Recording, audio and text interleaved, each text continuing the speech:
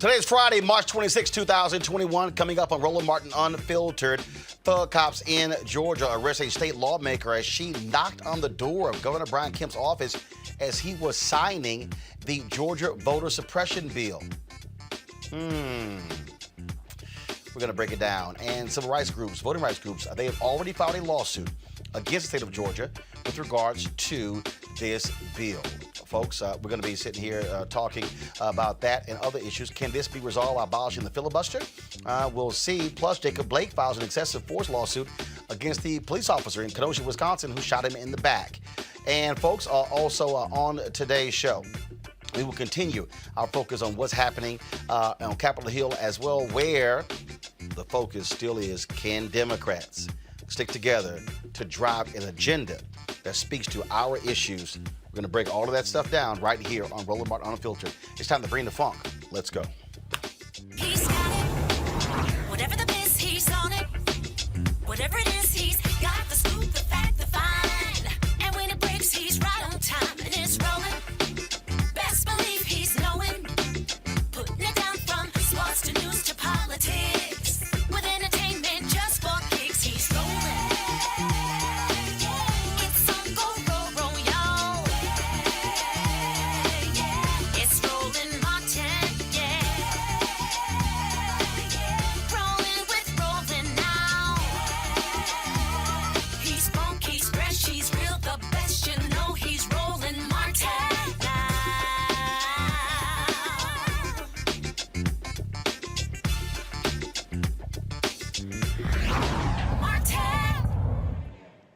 yesterday as Governor Brian Kemp was signing the massive voter suppression bill in Georgia.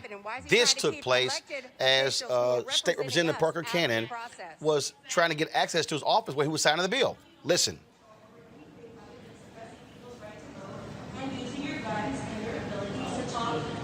Yeah, you said you give her one more time, like you're going to do something.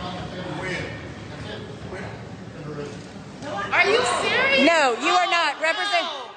She's not under arrest. What is For what? Under arrest for what? For trying to see something that our governor is doing? Our governor is signing a bill that affects all Georgians, and you're going to arrest an elected representative. Why does the governor have more power than a representative? Why are you arresting her? That's what I'm asking. Stop arresting her. Why are you arresting Why? her? Why are you arresting her? Cite the violation. Cite the code. What is she in violation of? I want you to cite the code. Cite the code. Cite it. What are you? Cite the code. Cite the code. Cite the code. Why are you arresting her? Under what? Under what? Back up. Get out of the way. Under what law are you arresting her? Why are you arresting her?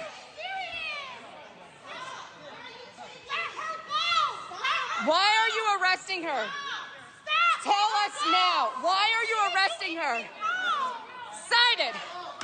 Give me a reason. Why are y'all arresting her? Why are you arresting her? Can you cite the code? Why are y'all arresting her? Stop suppressing the vote. Why are y'all arresting her? What did she do? What did she do? What did she do? Can y'all cite the code? What did she do? Where are you taking me? What did she do? Stop. Where are you taking me?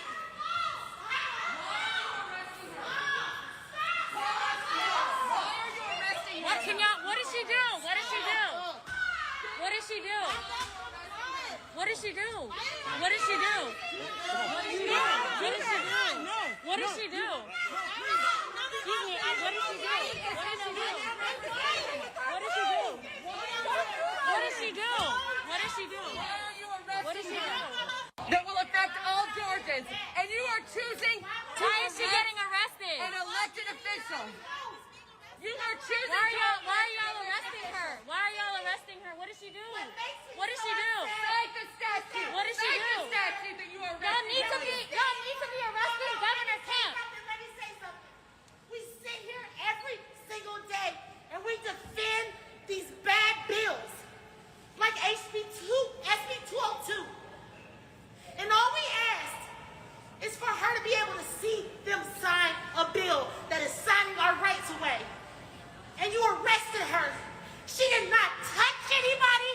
She did not say any slanderous words to any of these standards. But you're gonna tell me that you arrested a sitting state representative for nothing.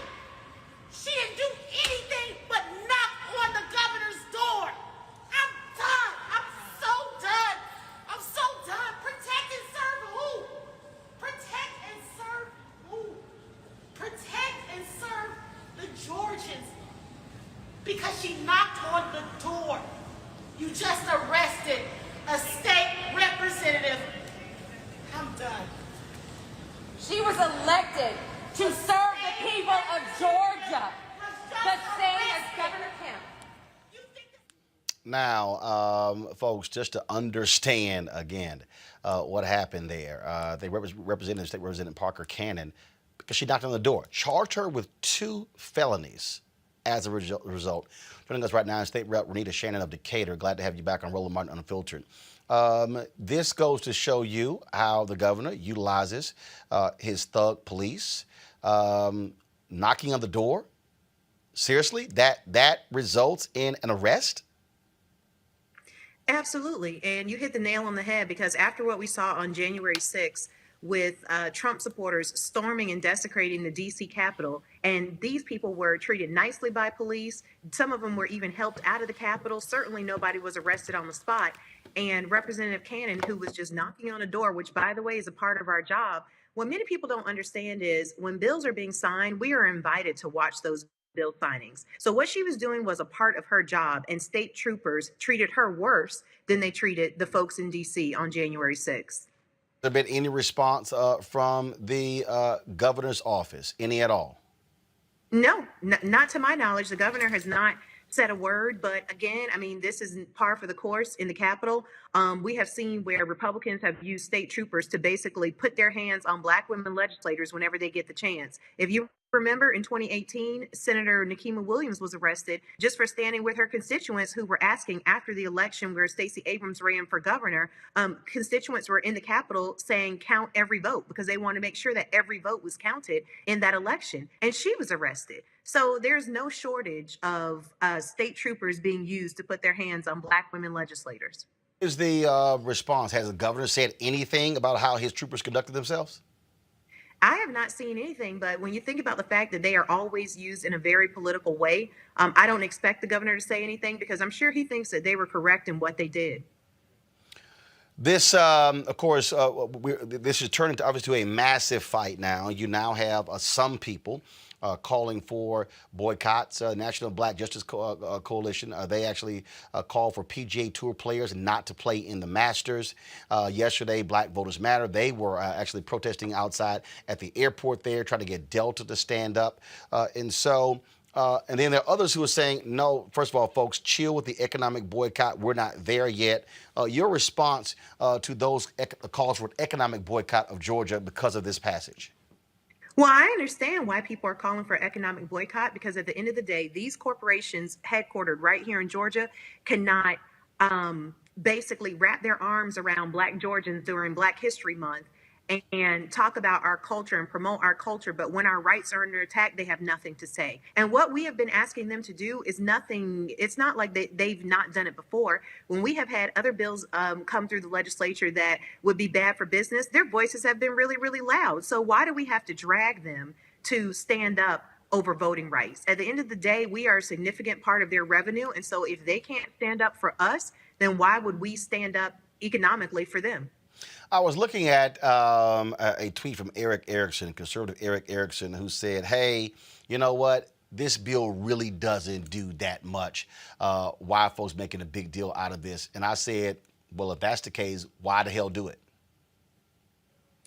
Well, and also, I don't think that he's in any position to talk, considering that this bill is targeted at Black and brown voters. So Eric would not know what this bill actually does because none of it will likely have an effect on him. Case in point, the bill makes it so voting hours are now 9 to 5. Most people are at work between 9 to 5, in addition to the fact that we know that Black people are disproportionately represented in the number of low-income workers in this country and those without flexible schedules, which is why we were hit so hard by the COVID pandemic because we didn't have jobs that we could just easily work from home and that were flexible. And so hold tight 1 second. So for just for everybody who's listening, so voting hours. Early voting hours are only 9 to 5. What were they were before?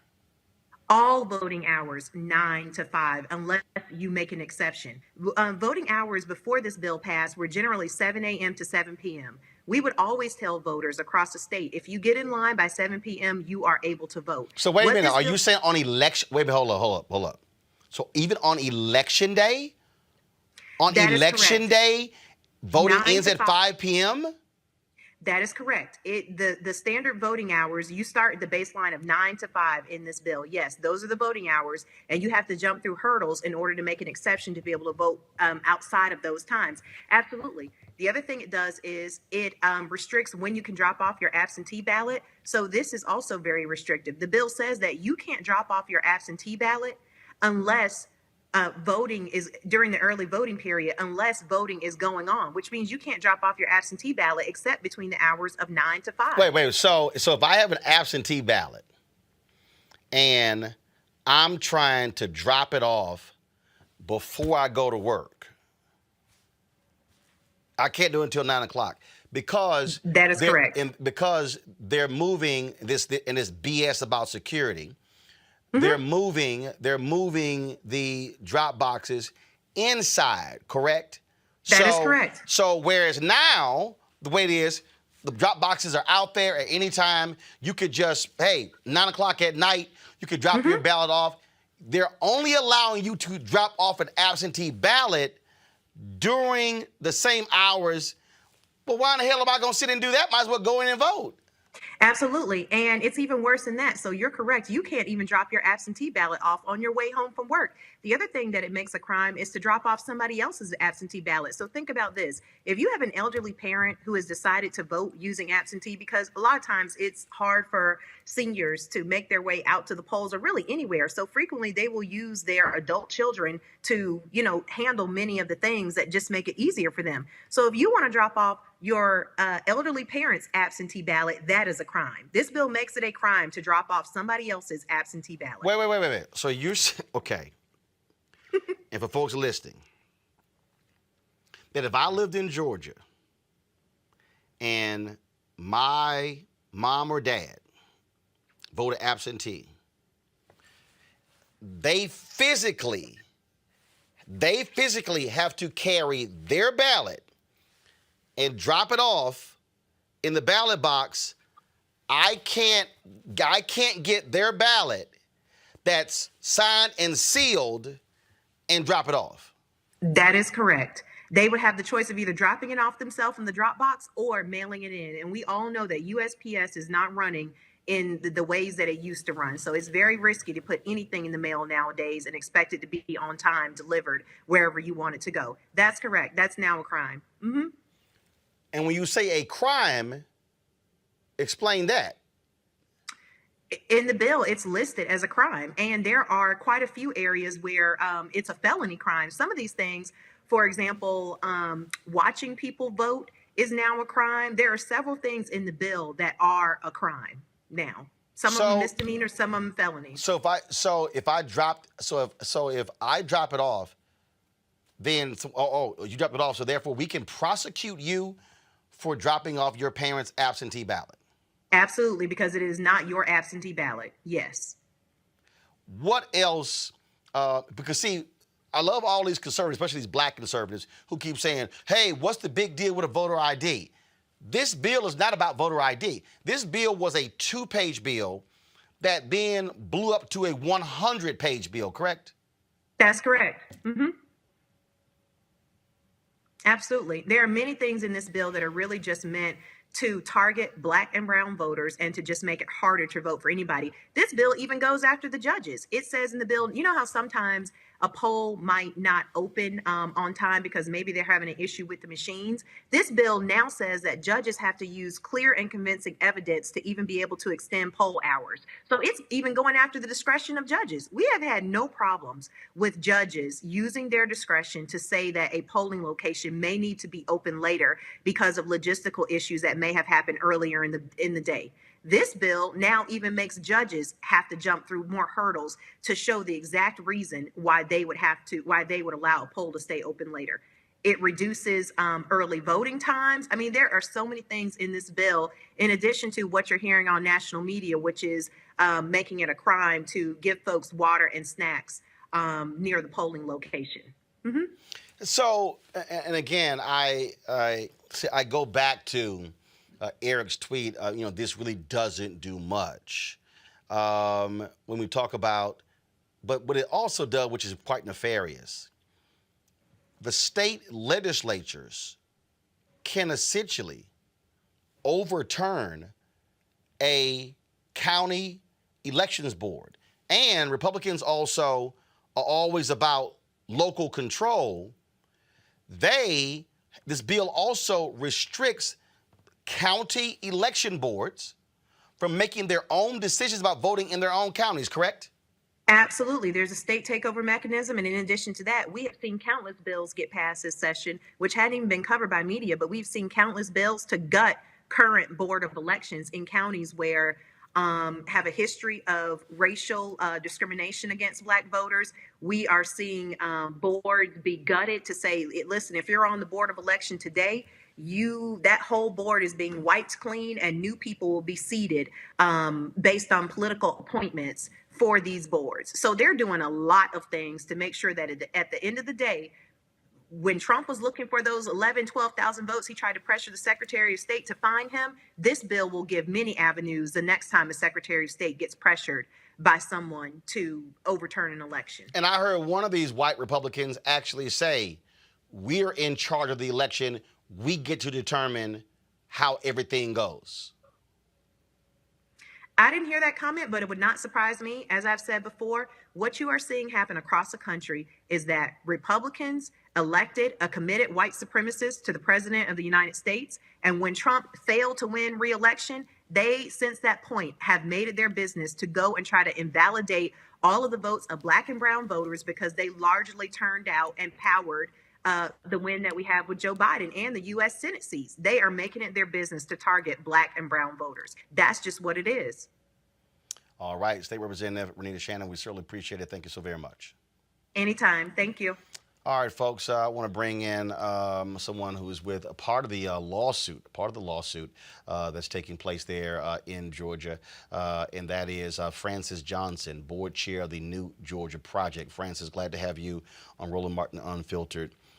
This is a huge issue here, because what we're looking at, Republicans across the country are looking at Georgia and they're saying, oh, we're going to follow the exact same thing they did in order to pass this legislation.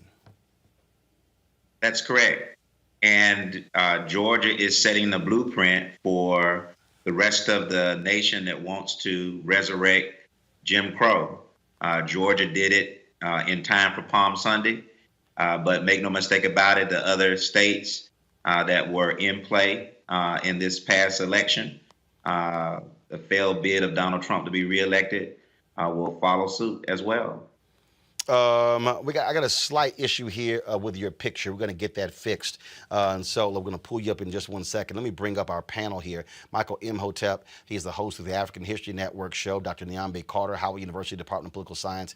Robert Patillo, Executive Director of the Rainbow Push Coalition Peachtree Street Project. Robert, I want to go to you first, then I'm going to go back to Francis. Georgia is ground zero. And for the people who are saying this is no big deal, no. You start going down, this is absolute, everything, every lie that Donald Trump told, every lie, Republicans essentially put it in this bill to try to do exactly what he wanted to do, and that is steal the election. Well, something to understand. Reverend Jackson has been talking about for the last 30 or 40 years, this concept of the mechanics of voter suppression. We think about voter suppression as being Bull Connor, standing outside with water hoses and dogs, or axe-hand-o-matics, sending people away from the polling locations in the 60s. And modern voter suppression is about skimming. It's about what can you do to stop 1 out of every 100 or 2 out of every 100 people who are against you from having access to the ballot. Because if you look at that Stacey Abrams race back in 2018, 1 out of every 100 people turns into 1% in the polls at the end of the day. And when you're talking about a race that comes down to 1 to 2%, all you have to do is skim off every 1 out of every 100 votes to move an election. And we knew as soon as we saw Raphael Warnock take that seat, as soon as we saw John Ossoff take that seat, as soon as we saw Joe Biden win the state of Georgia, that voter suppression would come back alive and well. And just as Joe Biden said, this isn't Jim Crow, this is Jim Eagle. This is a step above Jim Crow, primarily because they're using every legal apparatus possible and circumvention of the will of the people of Georgia. Georgia is a state, as I've said many times, and I'm sure people can quote it by now, it's 35% Black, 15% Hispanic, 6% Asian American, 52% women, and one of the largest LGBTQ capitals in the country. Because of that, we have the demographic advantage in the state.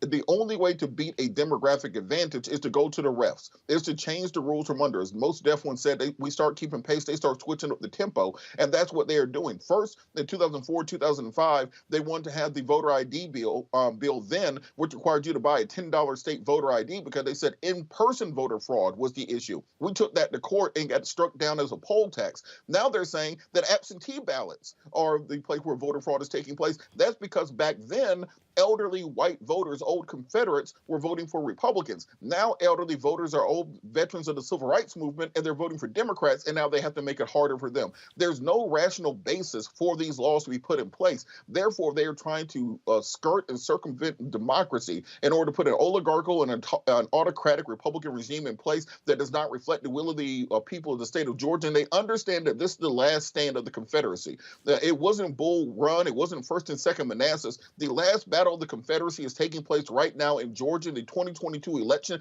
will be that battlefield. If you can beat them at their own game, if you can beat them playing by their own rules, then I think that puts the death nail in the end of this battle going forward. It won't be the end of the end, but with the end of this fight right now, we have to keep going. And I think we have to use every mechanism possible to do so.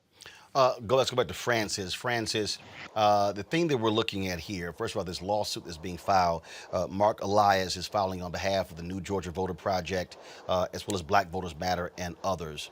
Look, the only way you can fight this thing is in the courts.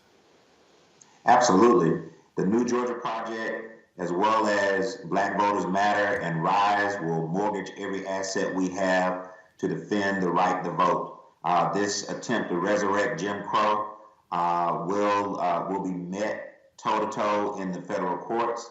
This is a violation of the Voting Rights Act, and we expect the federal courts to do what they've often had to do when Georgia demonstrates that it's got the can't get rights, the won't get rights, to put it in its place and remind Georgia that the Constitution is still the supreme law of the land. But the problem that you have here is that Republicans, led by Supreme Court Justice John Roberts and that traitor Clarence Thomas, they actually gutted Section 4 of the Voting Rights Act, the pre-clearance measure as well. And so now you have these Republican judges. Supreme Court is a 6-3 majority. I suspect this is going to go all the way because they want this. They do not want anyone to tell them what to do. This is also why there has to be a John Lewis Voting Act out of this Congress, and you got to have Joe Manchin and Kristen Sinema to get out their asses and stop trying to embrace the filibuster and get this done. That's right. We have a date with destiny. At one point, the Senate has got to determine whether the filibuster is more important than freedom. But until that happens, we have got to use every tool at our advantage and at our disposal. And so the federal courts have been where we turned. And we're asking for immediate injunctive relief to prevent this law from truly taking effect. And we expect to have some action on that. I do expect this is going to go all the way. But remember, we've got municipal elections coming up, and we've got a showdown for the governor's mansion in Georgia in 2022. And so we've got to do everything we can. You should know, your listeners should know that despite all of the voting suppression that they've thrown at us, we still turned out in record numbers. We flipped this state blue. We captured 2 United States Senate seats that we will hold. And we're determined that the New Georgia is here to stay. All right, then. Francis, I certainly appreciate it. Thank you so very much for joining us. Absolutely. Thank you, sir. Niambi Card, I want to go to you. This is the war, and I'm using that purposely. This is the war that we are engaged in. This is crucial because Republicans, they are not going to stop. They are going to fully embrace these Jim Crow laws. Well, absolutely. I mean, this has been their playbook for a very long time. Their share of the population is shrinking. They're not popular. People don't actually support their view of the world. And the only way they can win is changing the rules. And all they're trying to do here is frustrate and ice out people who they know are the most easily dissuaded from participating. So raising the stakes. I mean, we know that even just people who live 10 miles away from the closest place they can get an identification, for example, are far less likely to turn out. And they're not going to just not turn out in the general election. They're also not turning out in primaries. And they're hoping to run out the clock on this. If they can stall this and take this all the way to the Supreme Court, which I'm sure they're hoping to, they can pull out the time horizon for years with this, right? And so by the time people seek relief, it could be too late to change the outcomes of midterm elections. So this chilling effect is really sort of insidious and can be around for many years and affect whole communities of voters or potential voters. And that's exactly what they're hoping to do in Georgia. And like Robert said earlier, there are other Republicans in other states taking a note out of this playbook, and they're going to try it everywhere. Arizona, Wisconsin, all of those places where we had people of color turning out and changing the shape of elections, they're going to go after them next. Michael, we had Reverend Wendell Anley on yesterday, head of the Detroit NAACP. Same thing's happening in Michigan. 39 bills have already been introduced there. Again, Republicans, where they control the state legislature, they want to move forward on this. This is absolutely the agenda of the entire National Republican Party. I don't want to hear a single one of these trifling ass black conservatives who defend this try to say, oh no. I mean, every time Malik Abdul was on here, oh no, you're wrong, Roland. That's not the policy of the Republican Party. Yes, it is. It's on full display right now. Well, Roland, this is what I've been warning people about, going back to the 2016 presidential election, going back to the 2012 presidential election. We saw the backlash of the 2012 presidential election when a record number of African Americans, record percentage of African Americans came out and voted. 66.6% of African Americans registered to vote came out and voted, re-elected President Barack Obama. The backlash was called Shelby County versus Holder, 2013 U.S. Supreme Court case that gutted the Voting Rights Act, the pre-clearance. Because the pre-clearance was gutted in Shelby County versus Holder, this allowed this to take place in Georgia last night, because otherwise they would have had to go to a federal judge to get this approved. But because of Shelby County versus Holder, this allowed this to take place last night. So, see, we don't understand law.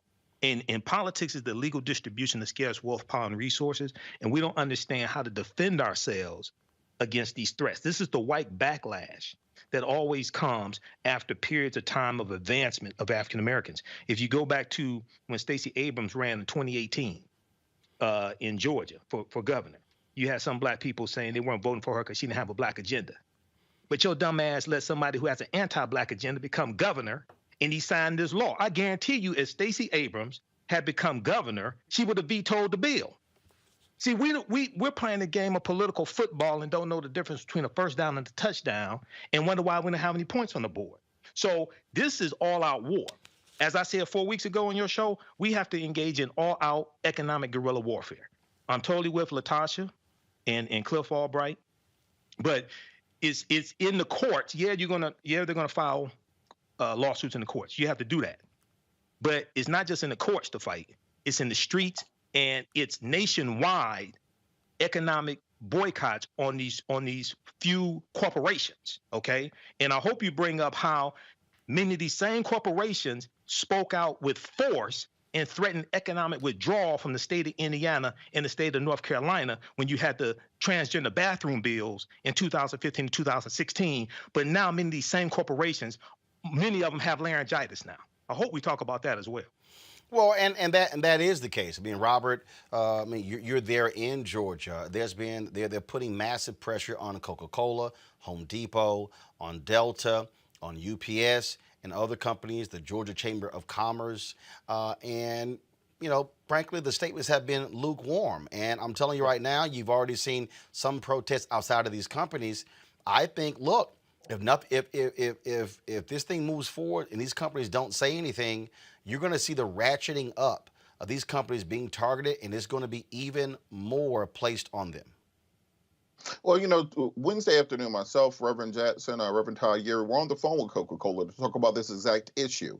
And this is the concept of performative justice. Well, remember last year when, there were 20 cities on fire around the country, and everybody put out their statements and their billboards and their ad campaigns saying how much they supported diversity. If you look on a commercial now, you can't find two black folks together, you can't find two white people together. It has to be a very diverse coalition of people because they support the cause. They're down with you.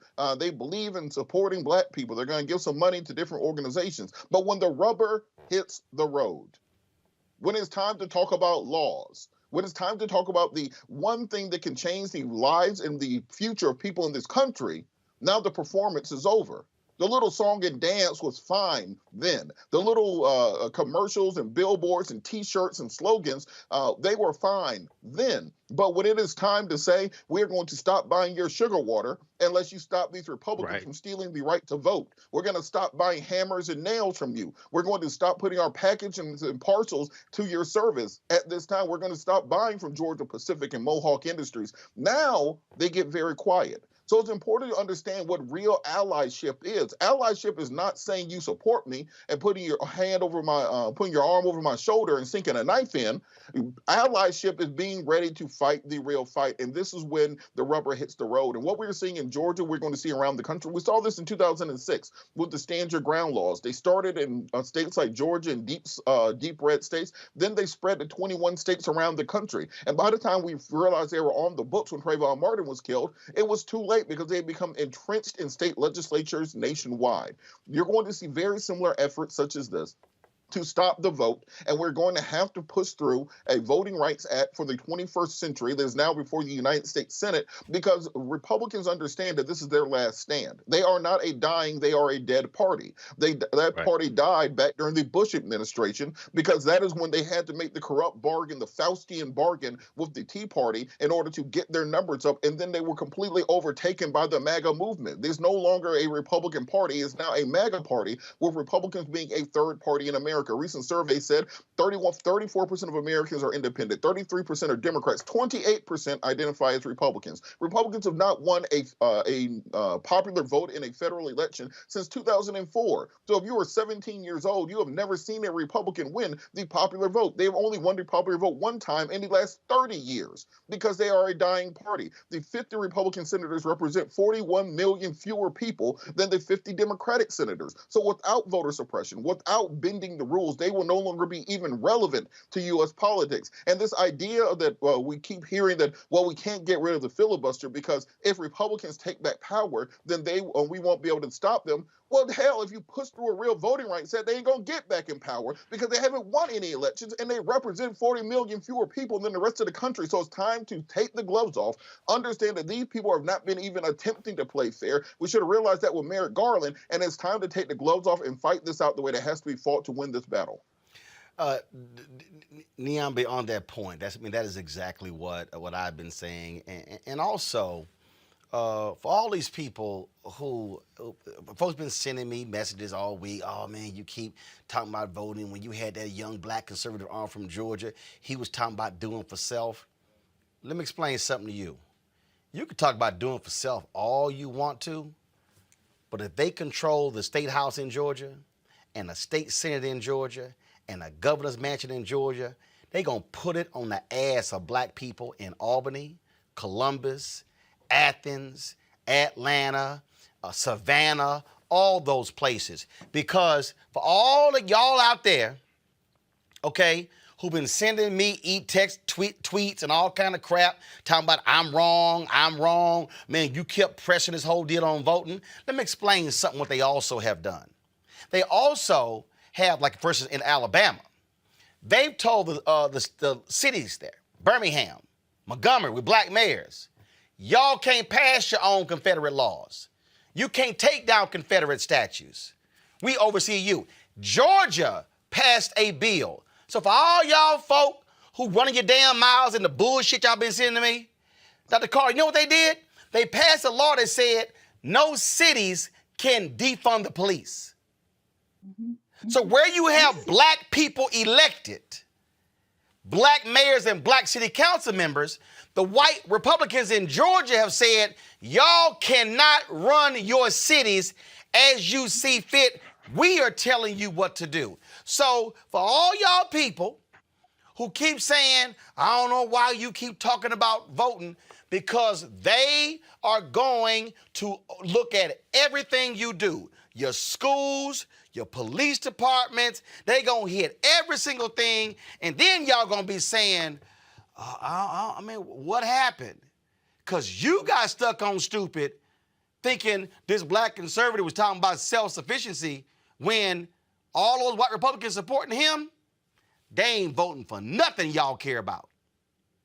Well, and I think those are false equivalencies. Either you do for self or you vote. You can actually do both of those Right. things. And when you're talking about all of these services, I mean, we're talking about clean water. We're talking about the air we breathe. We're talking about a range of things that state and local governments actually have control over that matter for Black life. And also, you have to wonder sort of why would these people be going through all of this trouble to take something away from you if it didn't matter, if it didn't do anything? Because we know that is one register of power that people understand. And I think, what my colleagues have said, this is a both and proposition. This is everything that we can throw at the wall to make something stick type of time here. We don't have the luxury of sort of picking and choosing with strategy. It's an all-in strategy because these people are doing everything they can, and they've been doing it for decades. It didn't just start today with these sort of voter measures in Georgia. I mean, this happened, decades ago when we start seeing these challenges at the local, these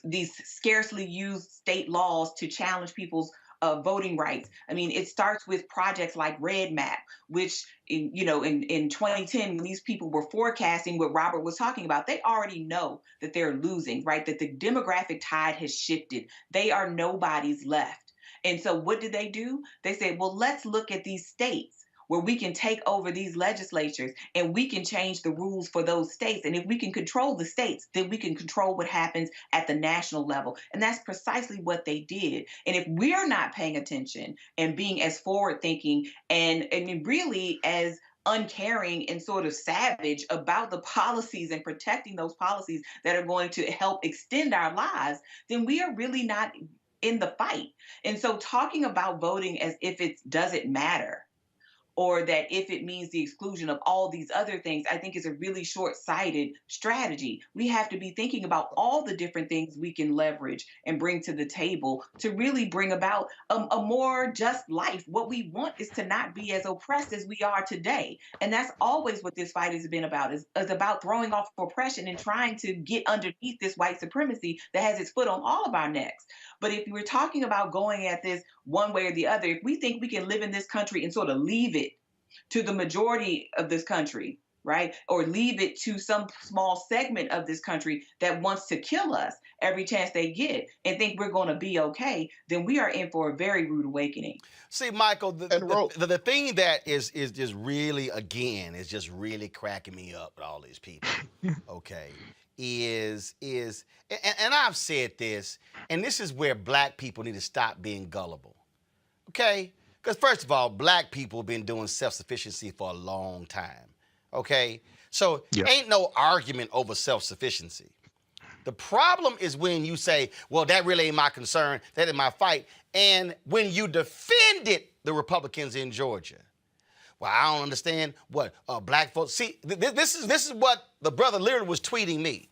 You saying Black people can't vote, you saying Black people don't know how to bring their own snacks and their own water. And I'm sitting there going, fool, you think that's the most powerful thing here? Let me say this again. You heard the state representative. What the Republicans in Georgia have done is that if you are in Fulton County, and the Fulton County, y'all, Black people, Atlanta, if the Fulton County Election Board says we want to have early voting 7 to 7, the white Republicans in the legislature said, y'all can't do that now. They've even changed the law that external groups, foundations, let's say Fulton County said, we want to hire some additional personnel. We don't have it in the budget. And let's say the Ford Foundation, the Rockefeller Foundation, decides to say, you know what, Fulton County, we're going to give y'all $1 million to pay for additional staff. This law forbids that from happening. So for all the people out there, again, who's stuck on stupid, who does not want to understand why I was going so hard with on voter suppression, is what they are doing. They literally will be able to throw out the certification of votes in Fulton County and certify them on their own. That is what this law does. Well, actually, it allows the State Board of Elections to overturn the overturned certification of votes at the county level. if the state disagrees with the election results. So I talked about this extensively on my show yesterday. I think people should really read the article from the and Mike, don't forget, they have removed the Secretary of State, who is a Republican, from being over the state election board, made him a member, but he has no voting power. So I think with this, a lot of people don't understand the different parts of this bill and the negative impact that all of these different parts coming together will have on African Americans, Hispanics, and others voting. And people have to understand there are 253 bills in 43 state legislatures that Republicans are pushing. And that's based upon analysis from the Brennan Center for Justice, February 19th, 2021. Georgia is ground zero. It's coming to your state next, or a state near you. So a lot of times we don't understand how all this connects, okay? When you look at Fulton County, like I'm looking at the article right now, it says it will block the use of mobile voting vans, as Fulton County did last year after purchasing 2 vehicles at a cost of more than $700,000, and prevents local governments from directly accepting grants from the private sector. Well, Fulton County is where Atlanta is. Mayor Keisha Lance Bottoms has to run for re-election next year. Right. Hold up. Yeah. Again, hold up. For everybody listening, the bill does not mean just presidential years. Exactly. This, y'all, is every election in the state of Georgia. Mayoral elections, school board elections, DA races, judicial races, county City races, council. all of them. Yep. And see, the other thing that's important for people to understand is the history of Georgia. You're dealing with a former Confederate state, and you're dealing in Georgia, they have Stone Mountain. Okay. Stone Mountain's a city, but Stone Mountain's a huge mountain. Stone Mountain in Georgia is the largest. It's the largest KKK monument. It's the largest monument to the Confederacy. Okay, I've been to Stone Mountain. I've climbed to the top of Stone Mountain. On Stone Mountain, you have the carvings of General Robert E. Lee, Thomas Stonewall Jackson, and it's one other. I can't remember whether it's PGT Beauregard or one other one. But these are 3 Confederate heroes that are right there, okay, on the side of Stone Mountain. Then when you get to the top of Stone Mountain, there's a souvenir shop. In the souvenir shop, on all the souvenirs, are these 3 Confederate heroes, the images of them. And when I went there in 2017, I'm looking at this, and I'm looking around at the people. I know who these people are. These are people who took up arms, fought against the Union. These were insurrectionists. They committed treason to maintain slavery. And I'm just looking at people in the souvenir shop just acting like everything is all right. I'm like, do you know who these people are? General Robert E. Lee is who the car on the Dukes of Hazzard is named after. General Lee is named after a white supremacist who thought that African people were inferior and took up arms to maintain slavery. Well, this is exactly what they're trying to do right now in Georgia. They're trying to take us back before the Civil Rights Act of 64, back before the Voting Rights Act of 65. All this impacts economics. Okay, we have to understand how to leverage our economics to enforce our politics. And lastly, I wrap up with this. Go look at the article from Forbes from August of 2020, Forbes.com, that talks about how Black people have lost almost 50% of small Black businesses. As of April of 2020, African Americans, we lost 41% of our businesses due to the coronavirus economy. That's April of 2020. This is from the New York Federal Reserve. It's probably at least 50% now, but it's because they were impacted by an economy and you had the coronavirus pandemic mishandled by an incompetent trader-in-chief. So this is how federal government is impacting us at the local level and decimating our businesses. So all of this works together. It's not just African history and culture. It's not just economics. It's not just politics. We have to have a synthesis of all of this. Okay, so we have to understand how all this works together. It's not either or. It's both and. It's all at the same time. Allow me, Robert. Robert, go ahead. No. Just to piggyback off, I think it's generous to say that Georgia's the former Confederacy, because they never gave up. They never surrendered. They consider it Right. to be an armistice that the war continues. And let's understand on this idea of it being an either or conversation between voting and doing for ourselves. What the hell do you think politics is? It's the first day of political science class. They tell you it's determines who gets what when. When Donald Trump Right. got into office, the first thing he did was have a $1.5 trillion tax cut, which sent money as an economic stimulus to millionaires and billionaires. The first bill Joe Biden passed was a $1.9 trillion stimulus bill that gave $10 billion to black farmers. It's easier to do for yourself when you got $10 billion in your pocket. It's easier to do for yourself when you have a $3 trillion infrastructure bill, which is pushing its way through. It's easier to do for yourself when you have criminal justice reform, which does not criminalize everything that you do, does not lock up an entire generation of people for things that are otherwise legal. When you're looking at marijuana and the way that's going to affect the economy going forward, that is a public policy question which will impact your ability to do for self later. So I think what's important to have a more broad-based conversation about Black history. Because a lot of young people in particular, along I've been out there at the marches and those things, they think they thought of these things first. They thought they were the first people to think, hey, we should do for ourselves. What the hell you think you don't think nobody was on that slave ship thinking, hey, we should do for ourselves. It's about the ability to execute that. You have to look at deeper into Dr. King's speeches, deeper into Stokely's speeches, deeper into H. Rap Brown's speeches to get the actual true texture of the fight going forward. And when people make this false assumption that somehow voting is not connected to our efforts at self-sufficiency, they do not understand what self-sufficiency means. Tulsa, Oklahoma is self-sufficient. You didn't have the politics. They burned it down. Auburn Avenue was self-sufficient. The Harlem Renaissance was self-sufficient. If you don't have the politics to back it up, it's going to be ephemeral at best. Niambi, first of all, y'all go to my iPad, and I want y'all to understand something. What you're looking at are the election results of the 2020 election. That's what you're looking at right there, okay? And what I want you to understand why we are going so hard on this. You heard what Robert just said. What he just said is that if Democrats don't control the House and the Senate and Biden ain't president, there is no $1.9 trillion COVID relief bill. If there's no $1.9 trillion COVID relief bill, black farmers don't get that money. Exactly. Let me further unpack that. No. Go back. Stay on this. I need y'all to understand the numbers.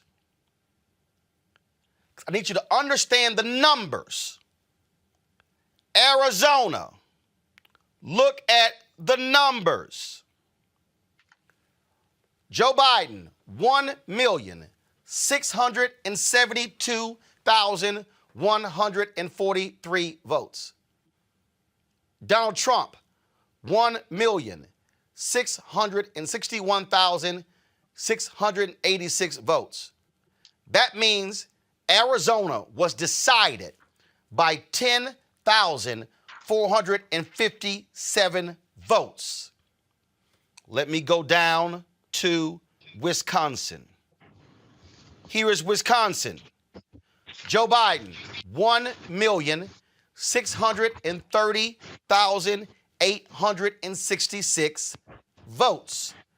Donald Trump, 1,610,184 votes. What is the margin? 20,682. Let me go to Pennsylvania. 3,458,229 votes for Joe Biden. Donald Trump, 3,377,674 votes for Donald Trump. That's a margin of 80,555 votes. Last one I'm going to go to is Michigan. Actually, you know what? I'm going to go to Nevada. Look right there. Nevada. Joe Biden got 703,486 votes. Donald Trump got 669,890 votes. That's a difference of 33,596. Last one is Michigan. Michigan, Joe Biden, 2,804,040 votes. Donald Trump, 2,649,852 votes. That is a difference of 154,188 votes. So, Dr. Carter, for everybody who's watching who don't understand, Michael, everybody who's watching who don't understand, this election literally was decided in 3 states, Georgia, Arizona, and Wisconsin, by a total of 41,000 votes. If Republicans are successful with this bill in Georgia, they are introduced 39 in Michigan. They've introduced a bunch in Arizona. They're trying to do the exact same thing in Wisconsin because they control the Wisconsin legislature, but you got a Democratic governor. These vote margins right here can be completely obliterated. And in 2024, Donald Trump or the Republican candidate can win Wisconsin, Pennsylvania, Arizona, Michigan, Georgia, based upon voter suppression. So for everybody sitting out there trying to lie, well, why y'all making a big deal out of this? Y'all, these are not large numbers we're talking about. Right. Right. Absolutely. These are not blowout numbers, right? These are all within the margin of error here, right? That could have gone either way. And they know this, which is why they don't want to keep you all from voting. They just need to keep enough of you from voting. And even if these laws are overturned, it can have the effect they want it to have, which is people will be discouraged. People will decide, you know what, it's just not worth it. I don't have the time off from work. I can't take that time to go, effectively buy a state ID, right, to be able to register to vote or do all of these other requirements. And they know this. And that's what they're preying on. They're preying on the fact that the people who feel the least empowered and the least able to really stand up to the system, as it were, are the people who don't vote. And one of the things that they often do with these sort of voter suppression methods is to remind you that these are felonies and that you will be prosecuted under the law. And if you are not sure and you don't know, it's like, oh, wait a minute, I'm not going to chance getting a felony. I'm not going to chance getting arrested, because we saw they'll arrest anybody without any provocation, right? Representative Cannon was knocking on the door and got arrested. So if it's just little old me, and I'm just a person in the world, I'm not sure what I'm going to do. I'm going to stay home. And that's what these laws are meant to do. They're meant to frustrate. They're meant to waste your time. They're meant to confuse you. They're meant to do everything they can to make it less likely for you to show out. And then we know in some of these elections, a lot of these margins were for people who were new voters, people who have not necessarily been engaged in the system for a long time. Again, the people who are most persuadable, the people who can be the ones who will be told some misinformation and feel like they have to stay home, or be so confused by this sort of new maze of restrictions that they don't actually know what to do. Right? So they become immobilized. And that's what they're preying on, and that's what they're hoping for. And I hope that, the Black people in these places are not discouraged and their resolve continues, because if it wasn't important, again, then they wouldn't be trying to take it from you. They wouldn't be trying to keep you from the closest thing we have as a voice, as a collective of the populace.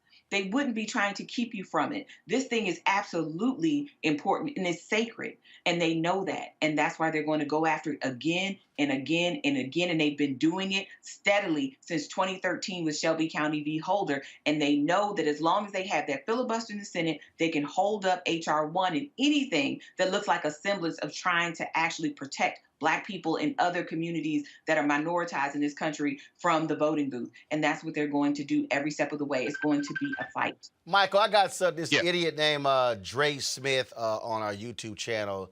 This show is nothing about Democratic politics pushing it on the Black community. No, idiot. It's about Black politics being decided and voted upon. I mean, we can run down the policies. Bottom line is this here.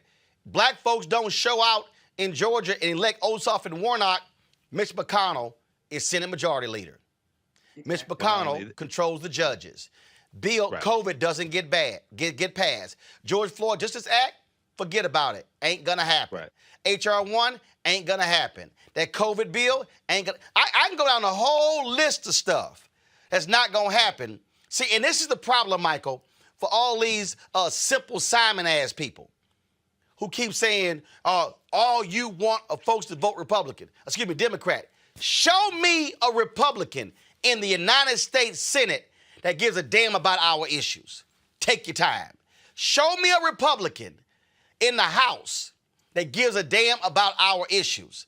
Take your time. Show me a Republican-controlled state legislature. They control 31 of them in America. Show me which one of them cares about the issues we care about. Take your time, Dre. Go ahead, Michael. You know, I think oftentimes a lot of people look at political party as opposed to actually looking at the policies.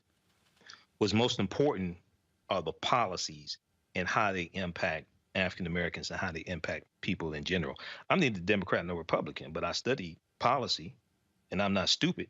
I can see who is writing laws and who is voting on policies that are most beneficial for us.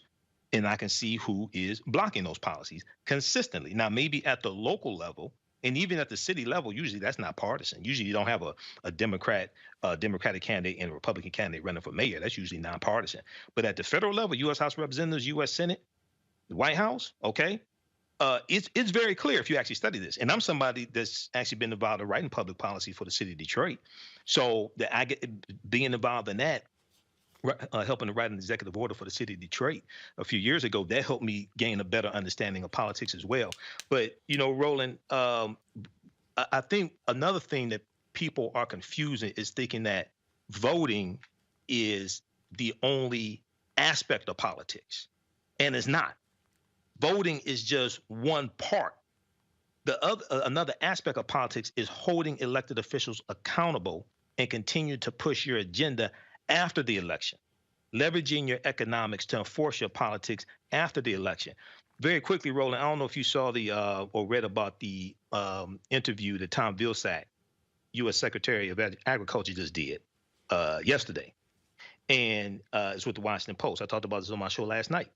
And he talked about the $5 billion that's in the $1.9 trillion coronavirus bill, American Rescue Plan, that went to black farmers, and why it went to black farmers. And almost a century of discrimination against African-American farmers from the U.S. Department of Agriculture, okay, and going back to like the Farmers Home Association, Farmers Home Administration, created in 1930, all these federal government programs, but African-American farmers have lost about 92% of their land over about the last 100 years. And what Tom Vilsack said was the $26 billion in subsidies that Donald Trump gave to farmers because of the trade war with China, African-American farmers got 1/10 of 1%, okay, 0.1%, 1/10 of 1%, 20.8 million out of 26 billion, okay? African-American farmers are 1.3% of the 3.4 million farmers in the U.S. All this deals with politics, and this deals with economics,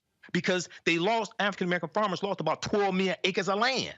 So all of this is connected, okay? If African-Americans and Hispanics didn't come out and vote, especially put those win those 2 Senate seats in Georgia, you wouldn't have African-American farmers getting $5 billion from the $1.9 trillion American Rescue Plan, because not a single Republican in the House of Representatives or the U.S. Senate voted for the $1.9 trillion bill, even though it will benefit white people in their states that keep voting for them. And lastly, Roland, a spineless ass Lindsey Graham has come out in opposition to the $5 billion in the $1.9 trillion bill. He has 6,000 African-American farmers in his state of South Carolina. John Boyd has talked about this. He has 6,000 African-American farmers, and he's not doing anything for them.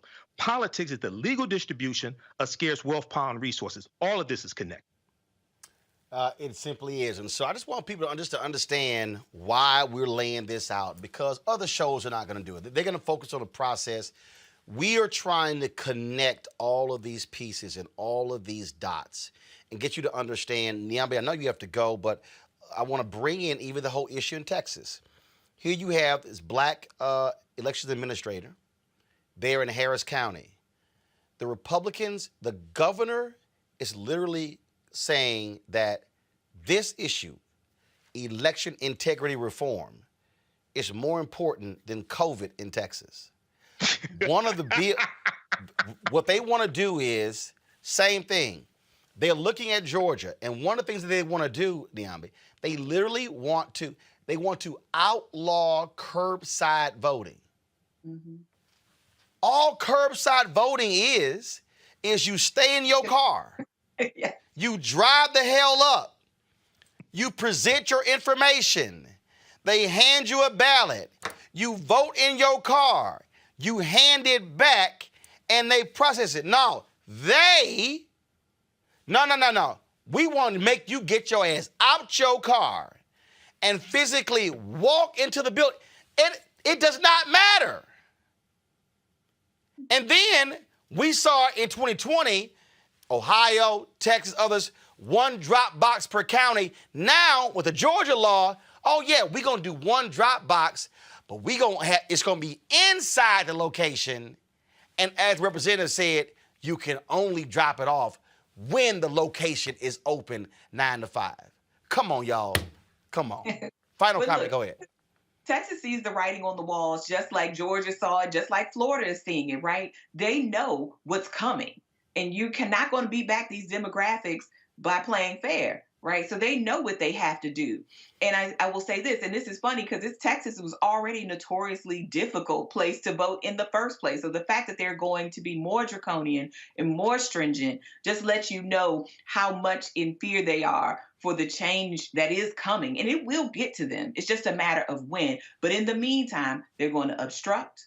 They're going to cheat, because that's all this is cheating, right? They're going to do everything they can to make this process as unpleasant as it can be, as difficult, even more difficult than it already is. Because I don't know that most people appreciate how costly of an activity voting is. I mean, you already have to register, right? And you have to register in advance in many places. Then you have to show up on election day, but then for the primary election, then you got to show up again at the general election. Then you have midterm elections. There are already a lot of barriers here to getting people to register to vote and turn out anyway. So the fact that they even want to make the task of just simply turning in your ballot even more odious lets you know where we're headed, and lets you know also how scared they are, right? Because they know what's coming before them, and they are doing this in daylight. These people are hijacking elections in broad daylight, in full view with their names, right? They're telling us what they're doing. I think the fact that people are not more outraged, because this is a dual pandemic situation here, people. It's not just COVID-19, it's also this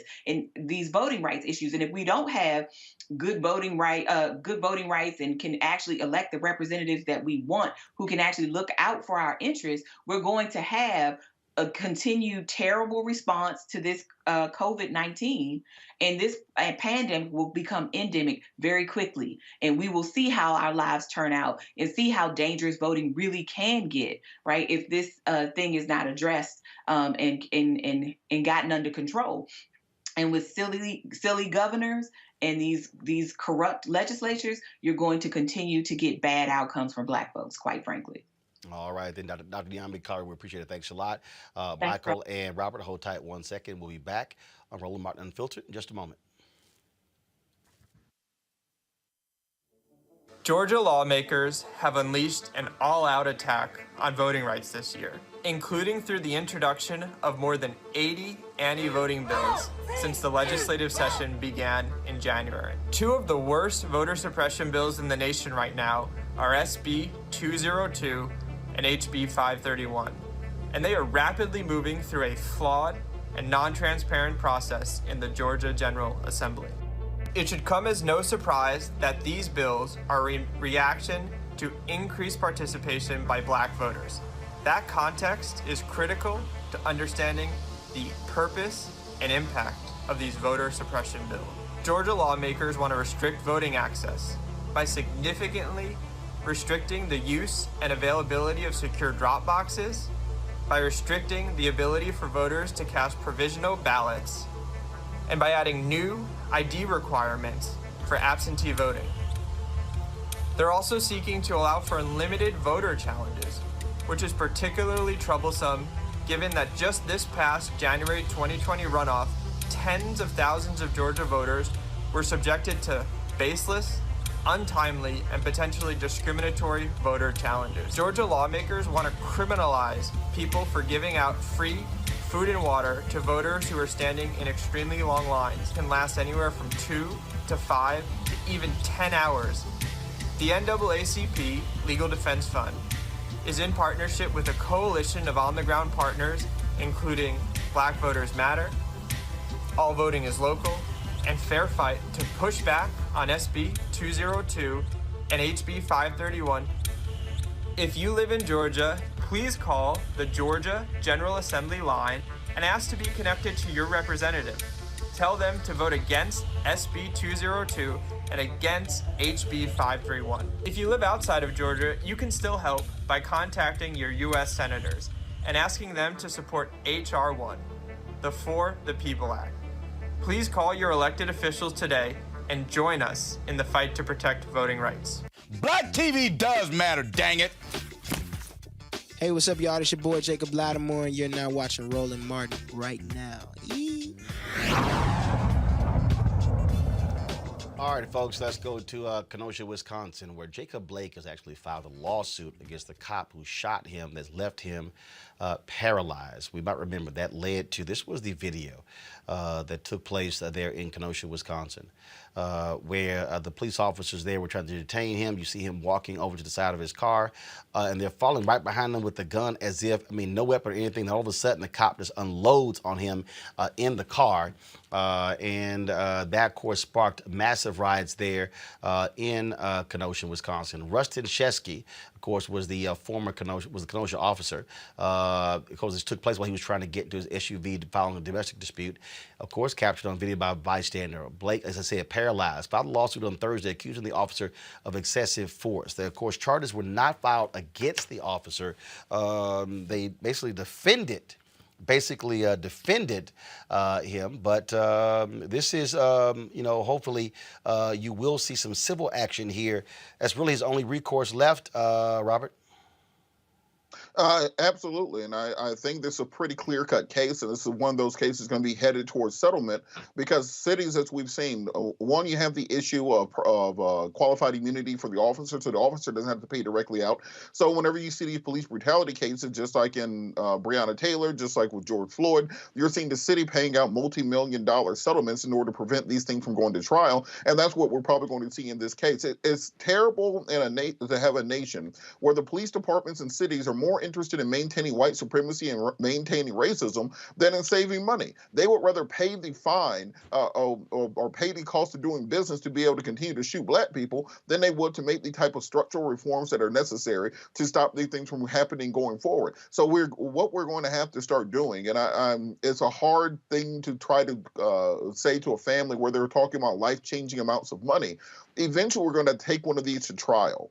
So instead of taking a $10 million settlement, instead of taking a $20 million settlement, going all the way to trial, winning at the jury level, forcing them to waive sovereign immunity, and then literally taking a city into receivership because of the lawsuit that you file against them. If you start filing lawsuits and winning judgments in the billions of dollars, we see this with Dominion voting machines. They're not taking settlements. They're suing these people for $1, $2, $3 billion at a time. That's what you have to start doing if you want to see real actions, because since George Floyd was killed, we've seen no federal legislation signed into law. We've seen very little state legislation signed into law. We've seen very little citywide legislation signed into law around the country. And when cities did try to address police brutality, we saw a nationwide police slowdown, which led to a spike in violent crime across the country last year, which is being blamed on black mayors across the country because police won't show up and do their damn job. So the only way to make this finally stop is going to be bankrupting a city. Have his family members start carrying off the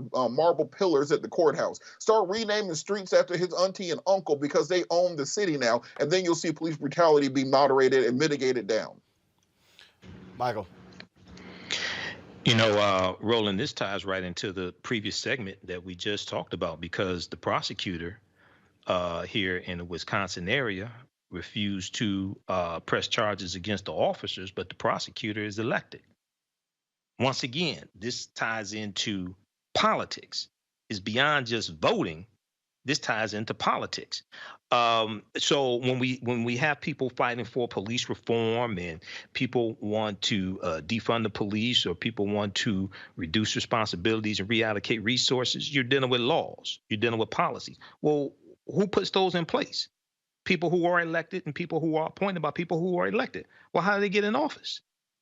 We have to vote the right people into office and vote the wrong people out of office, hold them accountable, and push these policies, vote more progressive prosecutors into office, okay, to prosecute police officers like this. When I saw this, and when I went through, it was in the last, actually when the prosecutor, I watched the press conference the prosecutor had, and refused to press charges. And I went through and read everything. I read statements from what he said about Jacob Blake, because Jacob Blake said, according to the prosecutor, Jacob Blake said he had a knife in his hand but couldn't remember whether the knife was open or not.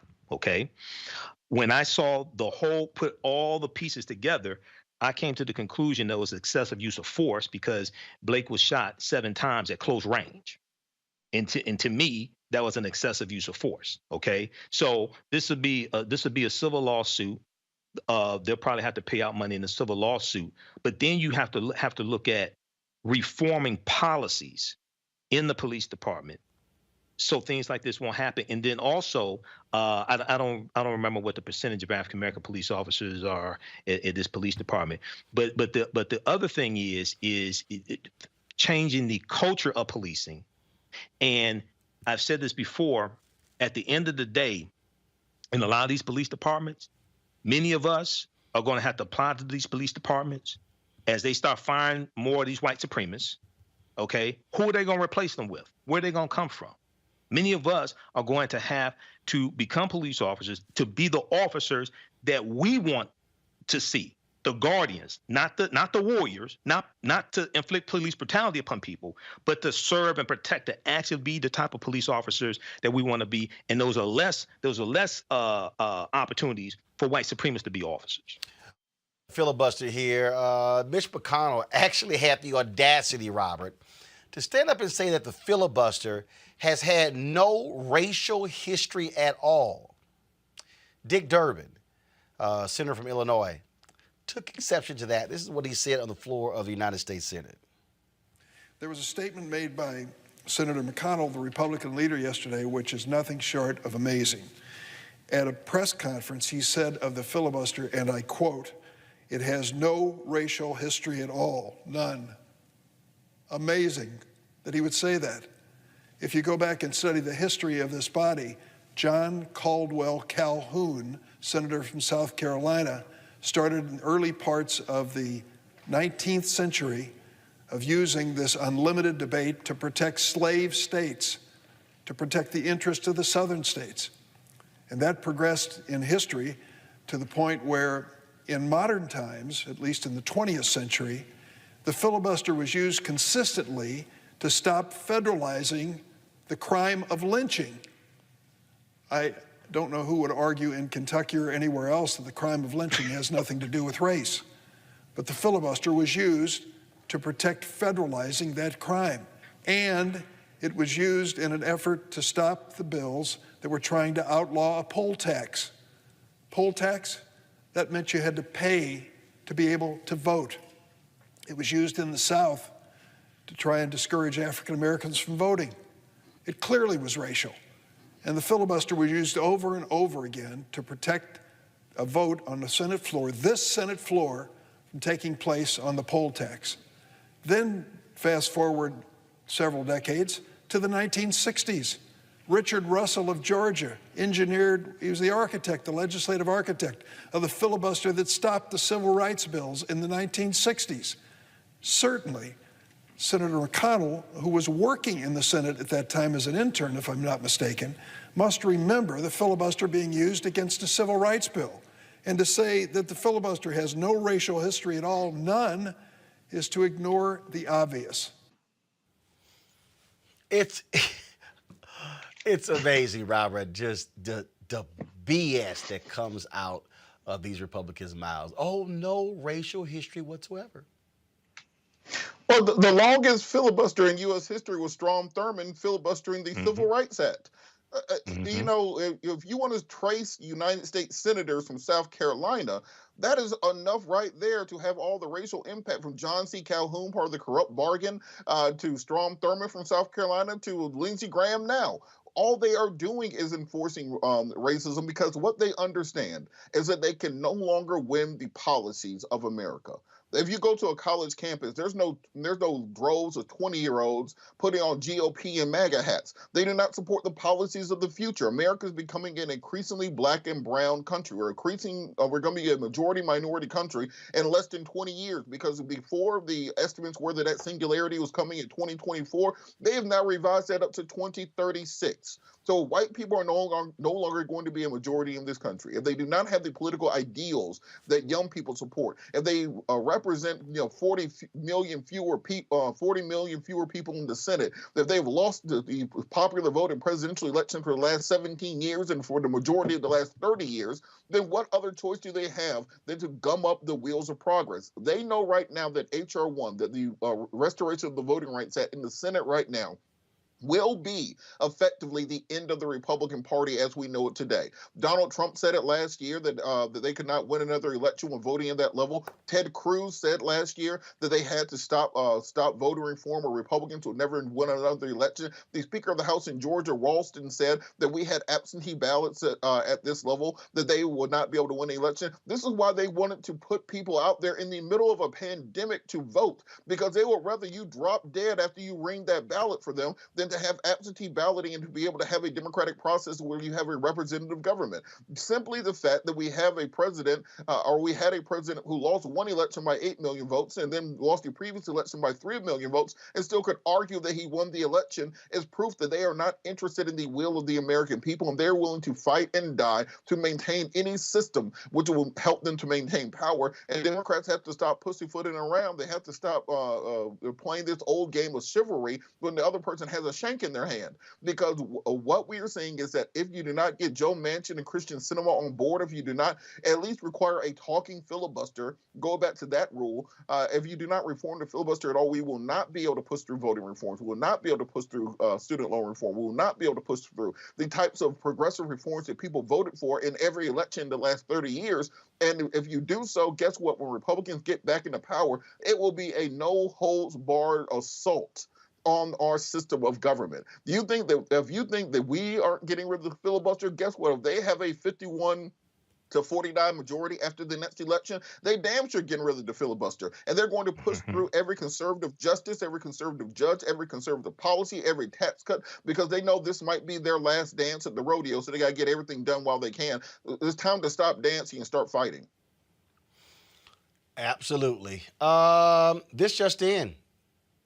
First of all, actually, Michael, we'll get your thoughts on this, and then I'm going to go to the next story. Go ahead. Okay, so very quickly, I agree with Robert here. And, it's interesting that Senator Dick Durbin mentioned Kentucky, because what he was referencing was Senator Rand Paul from Kentucky blocking the anti-lynching bill in the Senate. That's really what he was referencing, okay? So you have to connect the dots on this. Senator Rand Paul, then also throw in Senator Ron Johnson. Now, it wasn't a filibuster. It was, if I remember correctly, the unanimous consent rule. But he still blocked the anti-lynching bill. Okay, and then throw in Senator Ron Johnson blocking the bill to make Juneteenth a federal holiday and give white people the day off from work. He blocked that using unanimous consent. But when we tie all this together, Moscow Mitch McConnell, the Grim Reaper, he also said reparations is dead on arrival in the Senate when he was Senate Majority Leader. See, all this is connected. Because, I hear people say, oh, well, we want reparations. And you have people say reparations now. I'm all for reparations. I'm for making legal arguments for reparations. And I asked them, my response is reparations how? Explain to me the process. Because you need 218 votes in the House of Representatives. You don't have that now. Dr. Ron Daniels said you got about 173. That's after the Evanston, Illinois, and the reparations they're doing in Evanston, dealing with redlining, because I haven't even seen any evidence that slavery even exists in Evanston, Illinois. That's a whole nother conversation. But they're talking to redlining. But you need 218 votes. Then you need 60 votes in the Senate. I don't even think you can have 40. Okay, so you have some people that think that a president can do an executive order for reparations. No, read Article 1, Section 9, Clause 7 of the U.S. Constitution. Congress controls the power of the purse. The first thing we should do is read the U.S. Constitution, because if we understand the Constitution, then that explains all these different things: the Senate, the House, the president, the three branches of government: executive, legislative, judicial, and understands how all this comes together. Because a lot of this we don't understand. We're in the dark. Many of us mean well and are fighting tooth and nail to try to help our people, but don't understand the rules of the game. So I'm glad you played that clip, brother. But the filibuster has got to go. And then you studied Strom Thurmond. Strom Thurmond was a Democrat, but then Strom Thurmond became a Republican. Okay. And so you have a lot of people who say, oh, well, the Democrats used the filibuster. But you have to understand, that was before the party realignment that goes back to the Lily White movement in 1928, when Republicans used a Southern strategy to push African Americans out of the Republican Party. And we went over to the Democratic Party slowly because they were more receptive to our issues. So people think we switched to the Democratic Party because of the Civil Rights Act of '64, the Voting Rights Act of '65. No, by 1960, 2/3 of African Americans had already switched over to the Democratic Party. You got to go back to the 1920s and Herbert Hoover and the Lily White movement in 1928, which is what a lot of black Republicans and black conservatives don't want to tell you about. And they don't want to talk about the compromise of 1877 either, when Democrats and Republicans worked together to end Reconstruction. They don't want to deal with that either. Gotta go to a break. When we come back, Sharon Osbourne out at the talk on CBS. We'll discuss it next on Roland Martin Unfiltered.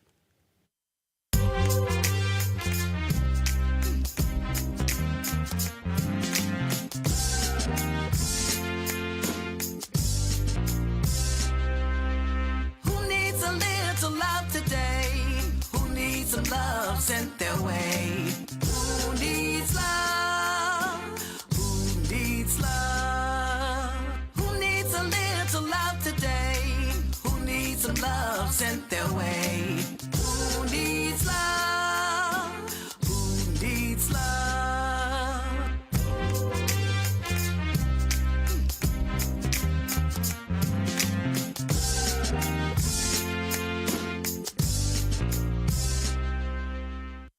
Hey, I'm Donnie Simpson. What's up? I'm Lance Gross, and you're watching Roland Martin Unfiltered.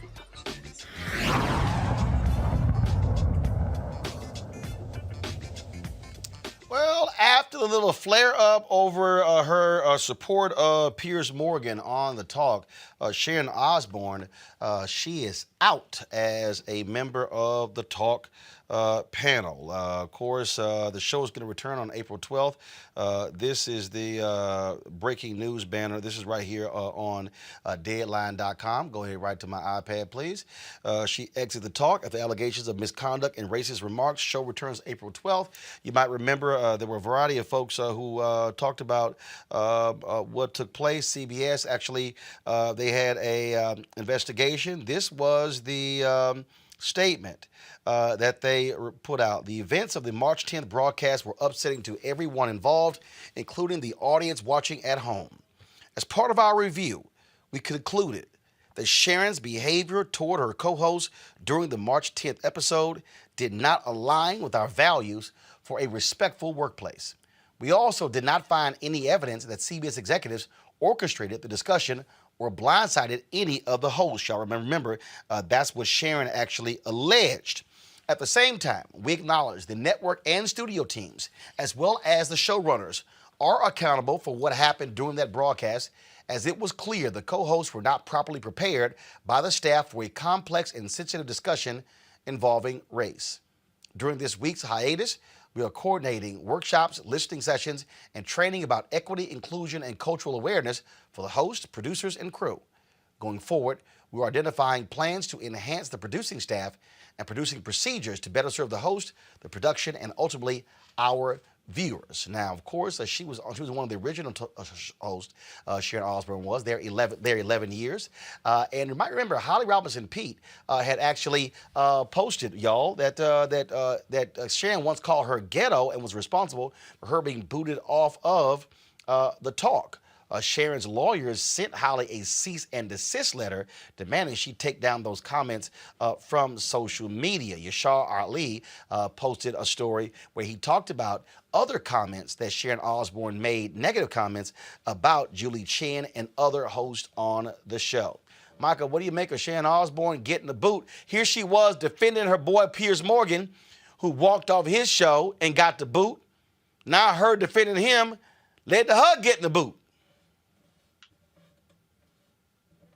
Oh, sorry. Hey, her comments were really insensitive. Come on, Mike, stop turning your microphone off. Sorry. Her comments were really insensitive. And this deals with I did a whole broadcast, man, dealing with Meghan Markle married into a family of colonizers, okay? And they're not colonizers because they're white. They're colonizers because Great Britain colonized 1/5 of the world population. But brother, this is the chickens coming home to roost. In today's climate, unless you're on Fox News, you can't just say anything and be white and get away with it. There are going to be repercussions. So, and especially behind the interview that Meghan Markle did, where she talked about contemplating suicide behind the racism she was experiencing, but also Meghan Markle was being attacked by the British tabloids as well. Okay, that's another aspect of this also. But hey, gotta go, as Robin Harris says. So I'm happy to see this. But this also ties us to another point, Roland. America, I know she's from Britain and she was the wife of Ozzy Osbourne, but America needs a massive history lesson. Americans are very, very ignorant, regardless of race. Americans are very ignorant of the history of this country. America needs a massive history lesson as well. So, this is good news. Rush Limbaugh died during Black History Month, and now Sharon Osbourne's going. Oh, did I say damn? That here? I'm sorry. Damn. I ain't happy anybody dies. I'm not saying I'm happy he died. I'm just saying it's a coincidence he died during Black History Month. I'm not saying I'm happy he died. All right. No, I'm not saying I'm happy he died. Robert. Well, I'm not going to lie to you. I've never seen or heard of the talk. I don't know who Sharon Osbourne is. I don't know what channel the show comes on. It sounds like a racist lady got fired. I'm glad that she did. And I think this opens up the door for more diversity of thought in media, that maybe we can have more broad-based discussions involving more people. But as far as this individual, she sounds like a terrible person. I'm glad she's gone. You don't know who Sharon Osbourne is and what the talk is? I don't watch TV, Roland. I really don't. I watch the news and sports. Ask me about LeBron or something. The Hawks just traded Rondo. I got you on that. We got Lou Williams back. We're in the 4 seed in the East. I'm good on that. Have you heard of Ozzy Osbourne? That same person? Cool. I know Ozzy. So, but I don't know Ozzy's wife, or is this his daughter, or whoever the lady is? Robert, his wife. His wife. Well, good for her. I'm glad. Are they still married, or whatever works for them? But yeah, Hawks, number 4 seed, East. Okay. How the Rockets doing? Okay. Lord,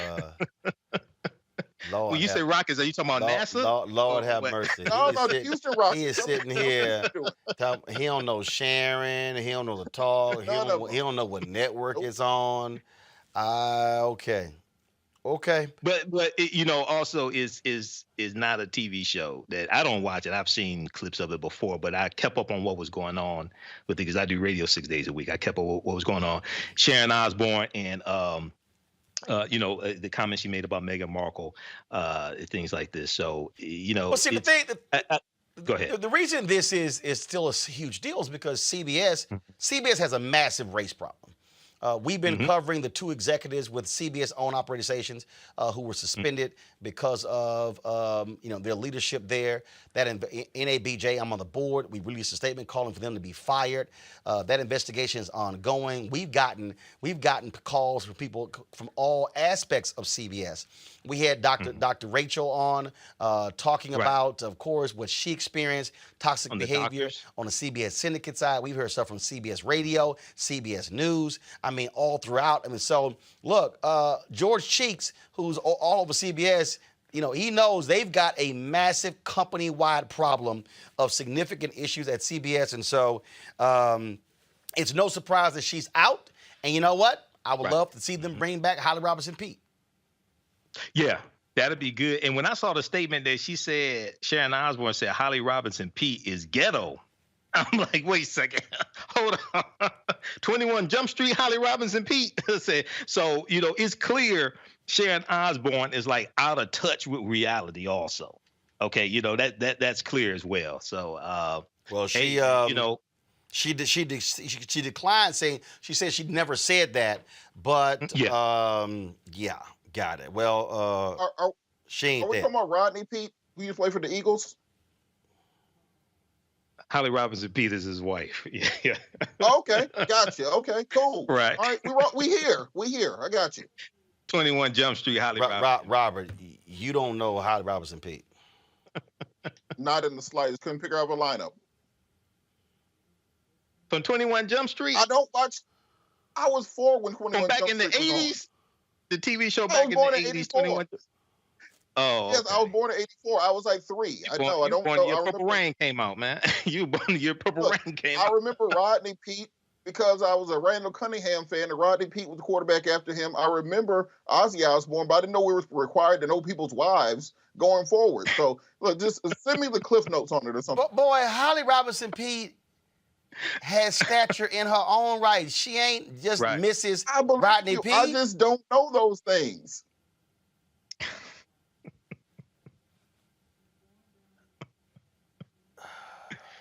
The Rockets broke their 20-game. You know what, Robert, you really on the verge of being benched. I mean, you don't know how. See, you gonna make me cuss. You gonna make me cuss. you gonna make me cuss. All right. Y'all, you know what? On that, I'm just gonna cut the damn show short. I can't even. I ain't even. These last 15 minutes, I ain't even gonna put nothing in there. Y'all want to support what we do here at Roland Martin Unfiltered, please join our Bring the Funk fan club. Every dollar you give goes to support this show. We certainly appreciate all the support that we get from our fans. You can give us via Cash App, $RM Unfiltered. Of course, PayPal.me/R Martin Unfiltered. Venmo.com/RM Unfiltered. Shoot me. You can contact me via Zelle, Roland@RolandSMartin.com. You can give that way. You can also give to us at Roland@RolandMartinUnfiltered.com. And so again, we certainly appreciate all that you do, all that you can do for us, folks. We are, all about. Look, this is a Black-owned show. This is a place where we speak truth to power. We have an opportunity to have the conversations you can't get anywhere else. We've got some other things that we are planning. I can't wait to tell y'all the stuff that we got planned, but I'm really looking forward to that. And so trust me, y'all really, I'm telling you, we're going to really make this thing happen. Let me also thank all of you. Y'all saw the graphic earlier that we put out on social media. Let me pull it up right now for a second. No, don't pull that one up, y'all. That's not what I want to show. This is what I want to show. Hold on. Come on. It's being sent. Here we go. We have crossed 750,000 subscribers on our YouTube channel. 750,000. When we started this show, we started with 157,000 YouTube subscribers. We are now at 750,000. We thank all of you. Folks, if you watch on YouTube and if you give, be sure to give to us directly because, again, money you give on YouTube is 55%. We get that. But, of course, you give directly, we get 100%. So I appreciate that as well. Tonight, 9 p.m., we're going to be streaming this on my platform. It's called Freedom Fest. Check this out, folks. I am one of the participants. Freedom Fest. You can register for free. It's Freedom Fest 2021, freedomfest2021.com. I am one of the speakers along with Damon John. And been hosting hosted by George Howard Jr. And so we're going to be live streaming that right here on Roland Martin Unfiltered. And we certainly look forward to that. And so we want y'all to certainly check that out. Freedom Fest, you can register Freedom Fest 2021. Freedom Fest 2021. You can take a look at that. And while we were doing the show, I also had a Zoom up, and I gotta give a shout out. Last week, the brother in the center is Henry Stewart. Henry worked at AARP. Henry worked at the communications office of Alpha Phi Alpha, top PR executive in the country, PR marketing executive. Last week, Henry died at the age of 44. That's a photo there with me, Henry, and PR expert LaLon Walls, also in Alpha. Henry died at 44 years old. Henry Stewart, shocking and stunning for obviously his family. So many of us have been stunned with the death of Henry, and I just wanted to give our condolences to him and his family. Again, while we were doing the show, the Alphas had our Omega service for Henry. His family has his funeral tomorrow, and I certainly wanted to pay my respects to a good Alpha man, a good brother who was committed to black people. We don't know. Some reports said it was COVID related. We don't know. Waiting results of an autopsy. But certainly sad to lose a brother that talented at the age of 44 years old. We'll end the show with that. Folks, thank you so very much. I'll see you at 9 p.m. Eastern on Freedom Fest. We always end the show with our Bring the Funk fan club members. If you don't see your name, be sure to send us an email, and we, of course, will add your name to it. Thank you so very much. I'll see you guys on Monday. Holla!